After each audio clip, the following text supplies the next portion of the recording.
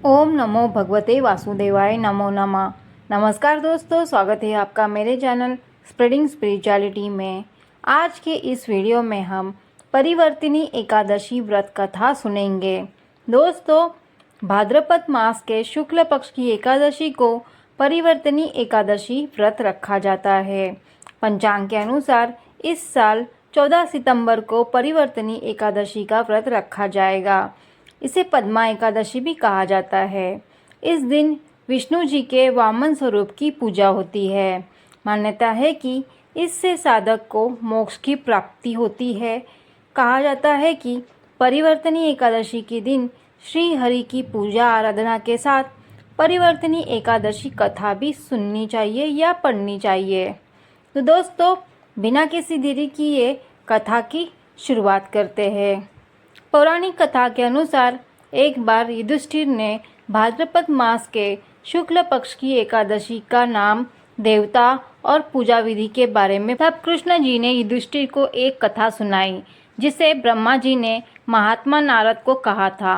नारद जी ने ब्रह्मा जी से पूछा, विष्णु जी की आराधना के लिए मैं आपसे जानना चाहता हूँ कि भाद्रपद मास के शुक्ल पक्ष की एकादशी कौन सी होती है। ब्रह्मा जी ने कहा, आपने मुझे उत्तम प्रश्न किया है। भादव मास के शुक्ल पक्ष की एकादशी को पद्मा के नाम से भी जाना जाता है। उस दिन भगवान ऋषिकेश की पूजा की जाती है। सूर्यवंश में माधंता नामक एक चक्रवर्ती सत्य प्रतिज्ञ और प्रतापी राजश्री हो गए हैं। उनके राज्य में अकाल नहीं पड़ता था, प्रजा को मानसिक चिंताएं नहीं सताती थी और व्याधियों का प्रकोप भी नहीं होता था। उनकी प्रजा निर्भय और आर्थिक रूप से धन समृद्ध थी। महाराज के कोष में केवल ईमानदारी से अर्जित धन का ही संग्रह था। उनके राज्य में समस्त वर्णों और आश्रमों के लोग अपने अपने धर्म में लगे रहते थे। माधंता के राज्य की भूमि कामधेनु से समान फल देने वाली थी। उनके राज्यकाल में प्रजा का जीवन काफी सुखमय। एक बार किसी कर्म के फलभोग के कारण राजा के राज्य में 3 वर्षों तक बारिश नहीं हुई, जिससे भूख से पीड़ित प्रजा नष्ट होने लगी। प्रजा महाराज के पास आकर कहने लगी कि आपको प्रजा की बात सुननी चाहिए। जल भगवान का निवास स्थान है, इसलिए वे नारायण कहलाते हैं। नारायण स्वरूप भगवान विष्णु सर्वव्यापी है। वे ही मेघ स्वरूप होकर वर्षा करते हैं और वर्षा से अन्न पैदा होता है और अन्न से प्रजा जीवित रहती है। महाराज, इस समय अन्न के बिना प्रजा का नाश हो रहा है। अंततः कोई उपाय कीजिए। राजा ने कहा कि आपने सही कहा, अन्न को ब्रह्मा कहा गया है। अन्न से ही प्राणी जीवित रहता है। पुराण में भी विस्तृत रूप से वर्णन किया गया है कि राजाओं के अत्याचार से प्रजा को पीड़ा होती है, लेकिन जब मैं विचार करता हूँ तो मुझे इसमें मेरे कोई अपराध नहीं नजर आते हैं। फिर भी प्रजा के हित में मैं पूरा ऐसा निश्चय करके राजा माधंता कुछ व्यक्ति को साथ लेकर भगवान को प्रणाम करने वनों की ओर चल पड़े। वहाँ मुनियों और तपस्वियों से मिले। एक दिन उन्हें ब्रह्मापुत्र अंगिरा के दर्शन हुए। उनको देखते ही राजा ने दोनों हाथ जोड़कर मुनि के चरणों में प्रणाम किया। मुनि ने भी राजा का अभिनंदन स्वीकार किया और राज्य के बारे में पूछा।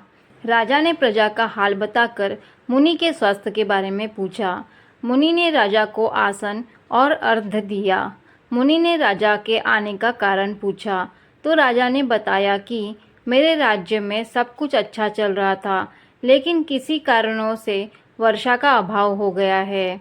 इसकी क्या वजह है मुझे नहीं पता है।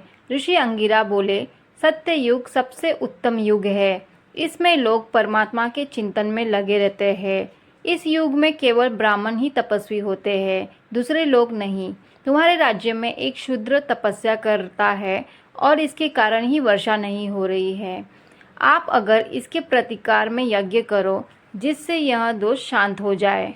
राजा ने कहा, मुनिवर, एक तो वह तपस्या में लगा है और उसका कोई अपराध भी नहीं है, इसलिए मैं उसकी तपस्या अवरोध नहीं उत्पन्न करूँगा।